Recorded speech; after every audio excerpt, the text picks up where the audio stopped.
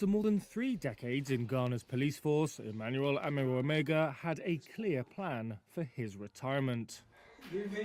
Now, with an election approaching and amid a struggling economy, his plan has been derailed.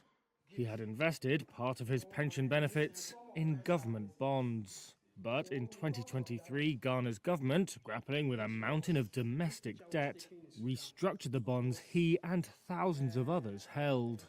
I was shocked and I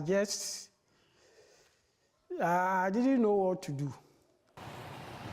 The domestic debt restructuring was necessary for Ghana's government to get a 3-year, $3 billion International Monetary Fund bailout. But it saw the retired chief inspector's old bonds exchanged for new ones with lower yields and longer maturities.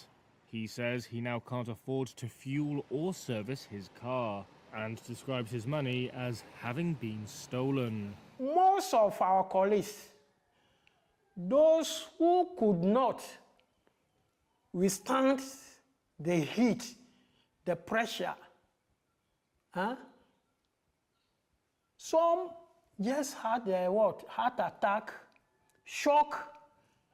Omega's plight is indicative of the economic anxiety that has gripped Ghana ahead of a December 7th presidential election. Under the current authorities, Ghana's economy has buckled under the weight of the global health crisis, the war in Ukraine, higher global interest rates, and years of excessive borrowing. Public debt rose from 63% of GDP in 2019 to 92.7% in 2022. The Saudi currency has suffered rapid depreciation. Inflation has peaked above 54%. And that's hit consumers and businesses. At a market in Ghana's capital Accra, second-hand clothes seller Ma Rose says the cost of goods is extremely high. 25 million. A sack of onions, for example, has almost tripled in price, she says, adding that life is increasingly difficult.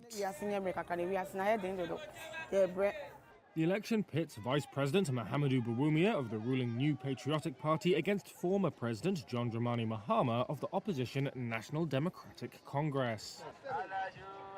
One analyst said polls have shown that most Ghanaians are struggling with a cost of living crisis, and that makes it a key influence on the election. Meanwhile, voters like Omega say the challenges they've faced with the debt restructuring will be a factor in determining who gets their vote.